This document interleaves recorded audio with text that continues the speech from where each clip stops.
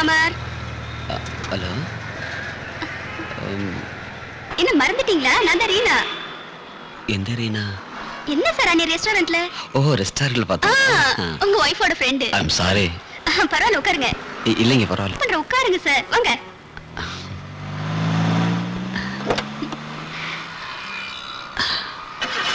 நல்லா ஞாபகம் வச்சிருக்கீங்க நீங்க.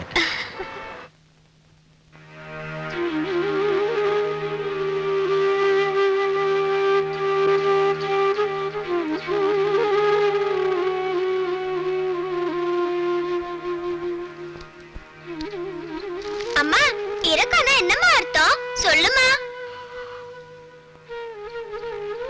எனக்கு அதெல்லாம் தெரியாது.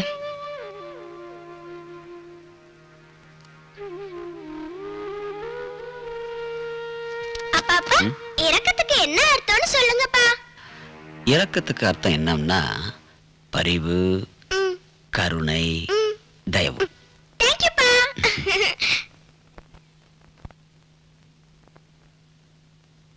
மாதவி, என்ன படுத்துட்டா இருக்க? உடம்பு சரியில்லை. என்ன செய்யுது? ஒண்ணும் இல்ல.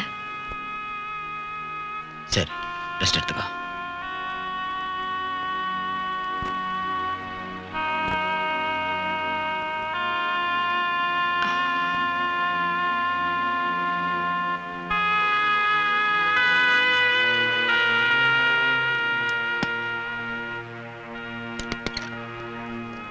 மாதவி, டீ தூள் டப்பா எங்க வச்சிருக்கிற?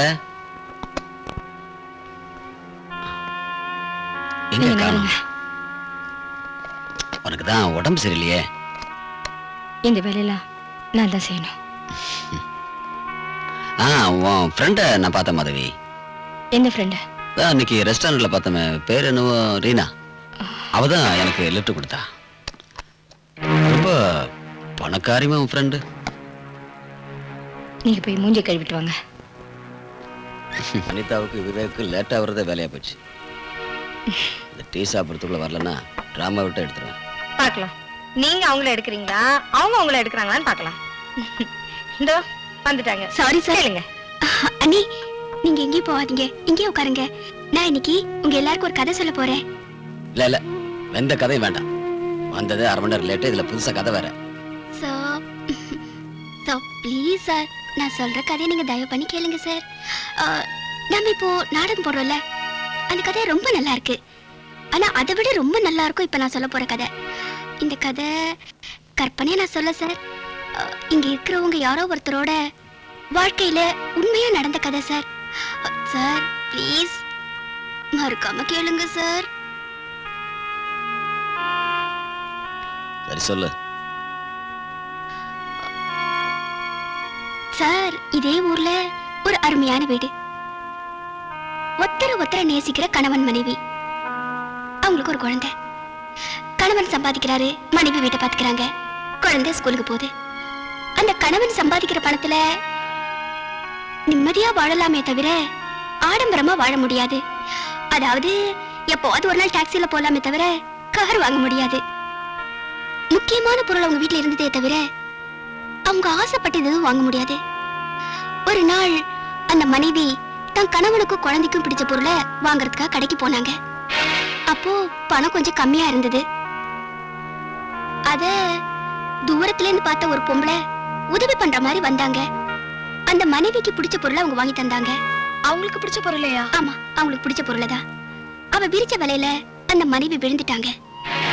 அதனால வீட்டுல இருக்க வேண்டியவங்க வீதியில நிக்க ஆரம்பிச்சிட்டாங்க. இது நாள் வரைக்கும் அந்த வீட்டுல இத பத்தி யாருக்குமே தெரியாது.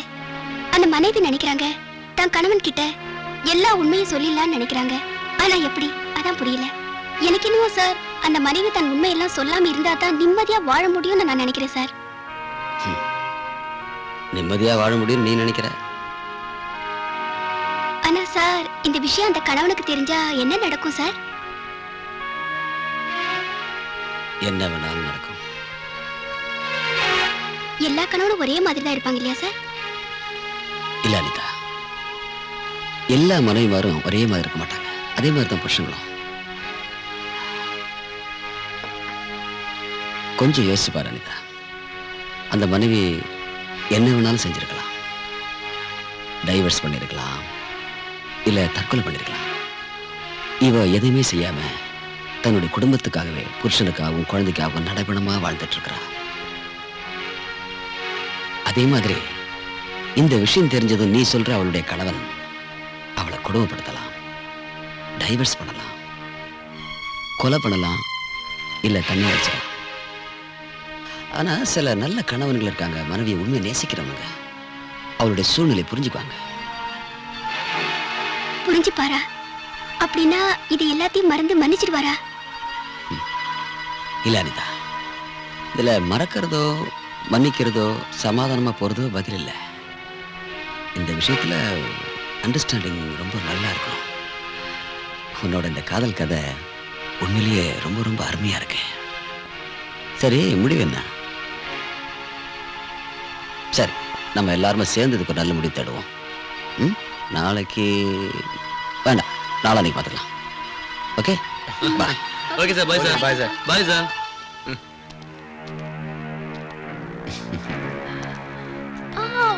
ஒரு நிமிஷம். பாய் இல்ல சார், ஹாப்பி பர்த்டே. இன்னைக்கு உங்க பிறந்த நாள் sir. Many happy birthday sir. அதோட இல்லாம நாங்க எல்லாம் சேர்ந்து உங்களுக்கு ஒரு பிரசன்டேஷன் கொண்டு வந்திருக்கோம். அண்ணா, நீங்களே ஹாப்பி பர்த்டே சார். நானா? ஆமா, நீங்களே போடுங்க. நீதான் வாங்கிட்டு வந்த, நீயே போடு. மோதிரம் நீ ப்ளீஸ் போடுங்க நீ.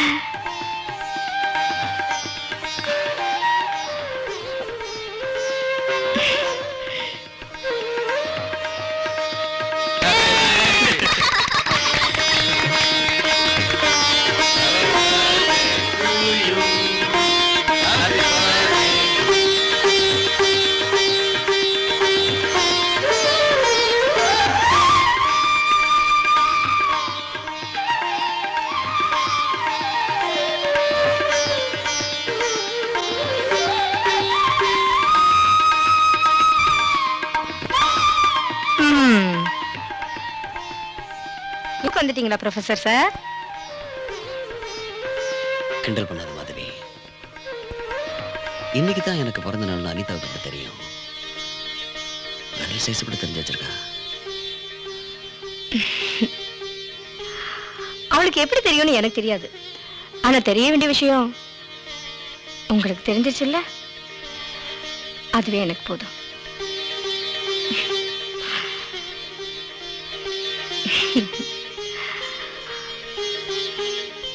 உங்க பிறந்த நாளைக்கு மனமார்ந்த வாழ்த்துக்கள்.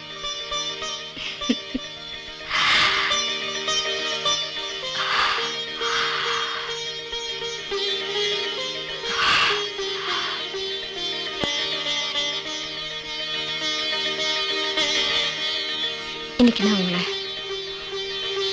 மறுபடியும் காதலிக்க ஆரம்பிச்சிட்டேன். அப்படியா? இவ்வளவு நாளா உங்க நல்ல குணங்களை காதலிச்சேன். இப்போ உங்க புத்திசாலித்தனத்தை, நீங்க விஷயங்களை அணுகிற முறையா வச்சு உங்களை மறுபடியும் காதலிக்க ஆரம்பிச்சிட்டேன். நீங்க அனிதா சொன்ன கதையை கேட்டீங்கல்ல அமர்? அந்த பொண்ணு ஏன் அப்படி செஞ்சா? நீங்க அதை பத்தி என்ன நினைக்கிறீங்க? ஏன் நான் எதுக்கு நினைக்கணும்?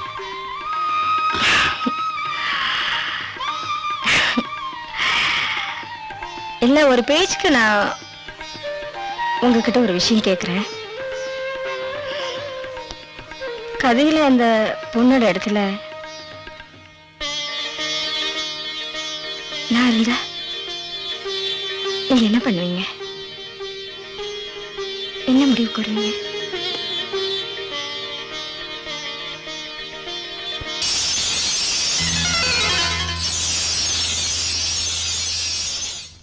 உன்னாசை